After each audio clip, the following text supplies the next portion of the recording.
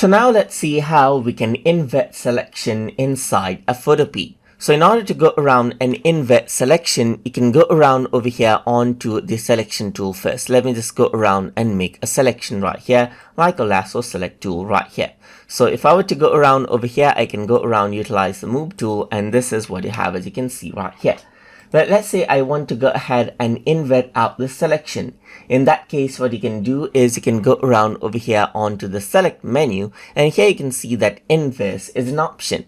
If I were to go around and click on inverse, then you can see that this is what you have right here. So now the selection tool is there, but let me just go around over here onto this selection, click and drag this out right here, just like this. So let's just go around and move it, and you can see that the selection has been inversed right here, just like this. And whatever was selected is deselected, and whatever was selected is selected right here.